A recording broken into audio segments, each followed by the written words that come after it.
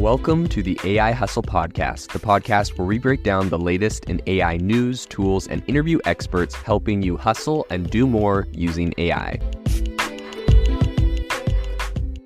If you've been following the podcast for a while, you'll know that over the last 6 months, I've been working on a stealth AI startup. Of the hundreds of projects I've covered, this is the one that I believe has the greatest potential. So today I'm excited to announce AIBox. AIBox is a no-code AI app building platform paired with the App Store for AI that lets you monetize your AI tools. The platform lets you build apps by linking together AI models like ChatGPT, Midjourney, and 11 Labs. Eventually will integrate with software like Gmail, Trello, and Salesforce, so you can use AI to automate every function in your organization. To get notified when we launch and be one of the first to build on the platform, you can join the waitlist at aibox.ai. The link is in the show notes. We are currently raising a seed round of funding. If you're an investor that is focused on disruptive tech, I'd love to tell you more about the platform. You can reach out to me at jaden@aibox.ai. I'll leave that email in the show notes. As you may know, at Apple's recent unveiling of the iPhone 15 and Apple Watch Series 9, the tech behemoth put a spotlight on the advanced capabilities of its in-house designed semiconductors, though they curiously avoided directly invoking the term artificial intelligence, right? This is the buzzword. The event served up a really in-depth exploration into the device's inner workings, with Apple introducing the S9 chip for its Apple Watch Series 9 and Apple Watch Ultra 2. And of course, the A17 Pro chip for the iPhone 15 Pro and Pro Max. Now, this is really interesting. A lot of people have been talking about this and criticizing, Apple for kind of their lack of getting in with everything happening in AI. But there's also a whole other side of the coin where people are saying perhaps it's just an optics thing. They don't want to seem like they're just like hopping on the hype bandwagon. It's really interesting because obviously this is a, really big kind of departure from Google and Microsoft right now, who at their conferences have, mentioned there's memes about how many times Google mentions the word AI. And so I think it's really kind of interesting to see that, Apple right now is definitely not kind of towing the line in that regard. They're essentially, I don't know if they mentioned the word AI once at their entire unveiling, which you have to think must have been on purpose. Now, the interesting thing with that is, we're looking the next day, their stock is down 1%. It didn't do great yesterday either. So I think for the last, up until, ever since the launch of that, ever since that event happened, their stock price has been going down. So it wouldn't appear that is, a super positive thing for the company at the moment, perhaps just from an optics level. Now, perhaps it's like a pride thing. They don't want to seem like they're hopping on the whole bandwagon, which I'm not 100% sure what to make of that because, if you look at Microsoft's stock price today, it's up 1.3%. Tesla is up 1.4%. Tesla recently spiked a bunch because the people have been talking about a lot of their AI capabilities and saying they're underrated. Amazon's up. And so it's kind of interesting because a lot of these companies that have been focusing really heavily on AI and promoting AI are seeing stock prices grow. Apple just seems to not want to do that for whatever reason, and it would appear from the Wall Street perspective they're suffering. But that doesn't mean necessarily they're not integrating AI or their products aren't, doing some cool things. So I think really interestingly, Apple kind of shifted its focus from the chips themselves in their products like the iPhone and Apple Watch to the multitude of features that they enable. So take, for example, the S9 chip's ability to process Siri voice requests directly on the device. This is a task typically, relegated to cloud servers. But as semiconductor technology advances, the decentralization of AI processes to the device itself offer a dual advantage, which is faster response times and enhanced data security due to the absence of internet-based transmission, right? Like if all of your data isn't being stored in a cloud, it's a lot, it's theoretically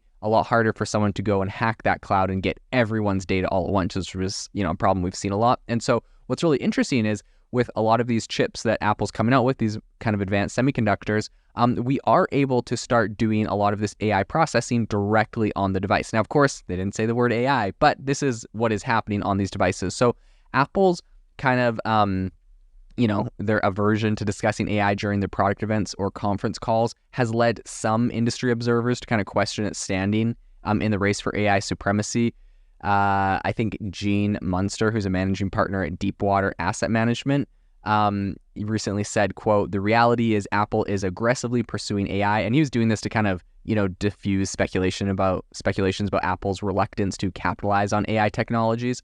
On another note, the A17 Pro chip, which is the chip behind the iPhone 15 and Pro Max, it stands out as a 3 nanometer semiconductor. So in semiconductor lingo, the nanometer size refers to the dimensions of individual transistors on the chip. So the smaller they are, the more can be packed into the silicone wafer. So this not only bolsters processing power, but also enhances energy efficiency. So in fact, the iPhone 15 Pro and Pro Max are currently the only smartphones on the market featuring this cutting-edge 3 nanometer technology. Now, I know there's going to be a lot of people debating what that means, because Apple is kind of notorious for coming up with their own terms for a lot of things, and often saying things that have been sort of industry standard, and all of a sudden they add them, and now all of a sudden it's like revolutionary.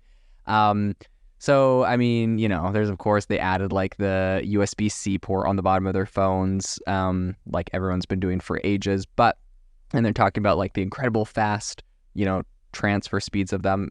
So anyways, it's just a funny thing. But in any case, I think this marvel of engineering that they're focusing on with these chips, as they call it, I think this will kind of power an array of features requiring AI capabilities, such as predictive typing and advanced camera technologies.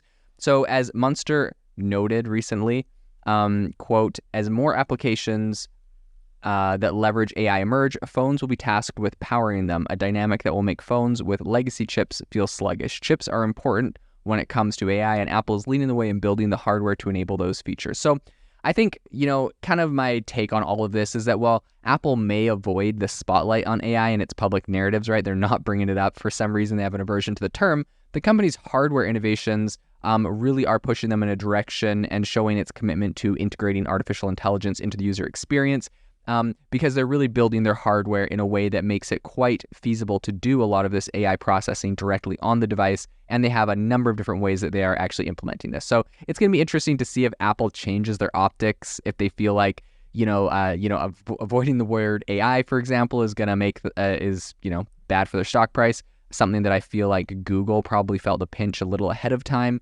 and then really turned to focus on AI and has seen a lot of dividends from that. And not just that, but I feel like right now there's a lot of interest in AI. So people call it hype like it's a bad thing, but like I think this is really good. A lot of people that were never interested in this technology before are now all of a sudden curious. They're learning. They're becoming educated.